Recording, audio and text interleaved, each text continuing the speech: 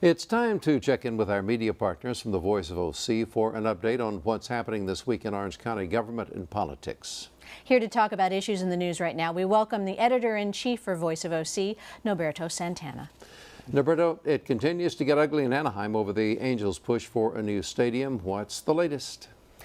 Anaheim City Council majority and the Chamber of Commerce are very supportive of a new lease deal for the Angels, one that includes dropping Anaheim from the team name and handing over development prospects around the stadium to team owner Artie Moreno.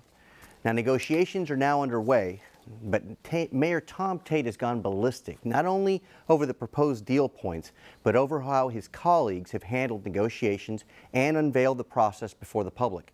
Now, Tait had been planning a one-man filibuster against the stadium deal, planned to discuss it at every single council meeting publicly. There was a contentious council session after Labor Day where Tait spoke out against his council majority and the deal. And this week, his council majorities turned on him. They successfully stripped him of the ability to place items on the council agenda at any time.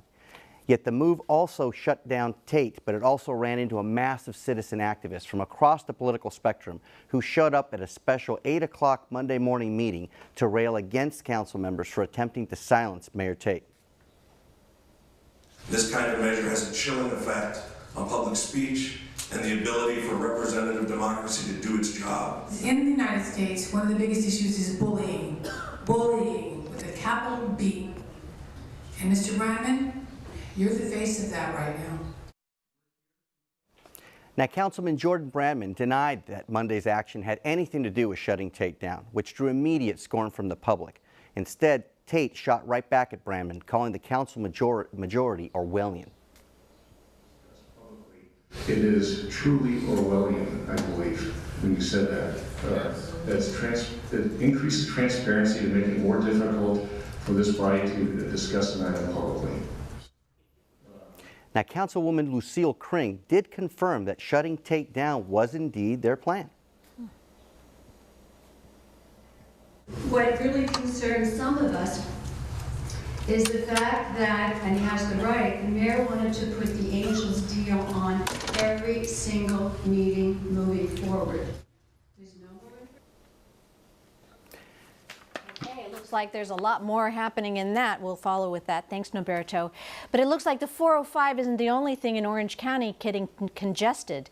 Norberto, what's going on with the county's open space areas? Now, the last generation of Orange County environmental activists spent the last few decades fighting developers to successfully guard large swaths of open space. Now, facing an impressive portfolio of public open space properties, the challenge facing these land managers is how to partner with user groups to successfully manage the multiple impacts on land, the constant bumping that occurs between users like mountain bikers, hikers, and equestrians. Now, last week, the Friends of Harbors, Beaches, and Parks, which is a nonprofit that works with the County Parks Department, inaugurated what they called the Safe Trails Coalition, gathered at Irvine's Duck Club, getting a wide array of user groups together to talk about how they envision Orange County's open space being utilized over the next few decades. Now, Supervisor Sean Nelson is planning on organizing a summit later this year to deal with the issue. We spoke with Dave Rates, who heads up the Irvine Ranch Conservancy, and he talked to us a little bit about the challenges facing land planners. How do you protect these areas in perpetuity so that they're here for hundreds of years? I want people to be partners on the land and instead of users. They need to be giving back, they need to be thinking about, they need to be able to make compromises. A lot of open space they're concerned about. Norberto, now questions are being raised by county supervisors aimed at the Orange County Fire Authority over potential bid rigging for ambulance services. What's this all about? This week, Supervisor Todd Spitzer raised troubling questions when he read aloud an email being circulated privately to ambulance companies from top officials over at the OCFA that appeared to be offering them special preparations for a public bidding process on ambulance services. Now, Spitzer and Supervisor's Chairman, Sean Nelson, both took issue with OCFA, which did admit that that email was inappropriate, but they did defend the integrity of their bidding process. Now, either way, supervisors are now questioning whether OCFA should conduct any public bids for the county. I am completely floored by this email. This board at least may end up, don't know, discussing whether or not we need to take back that delegated authority. Well, we're in violation, yet we're not taking control of this issue. So it's time to get a handle on this. I'll leave it at that. So much to follow up on. But it also looks like pensions aren't the only perk being questioned these days at public agencies. Norberto, what did your team find out when they looked at sick and vacation payouts?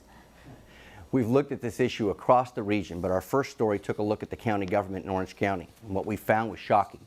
Now consider the case of County Council Ben DeMaio, who retired in 2009 and left with a check of more than $350,000 for more than 2,500 hours in banked vacation and sick time.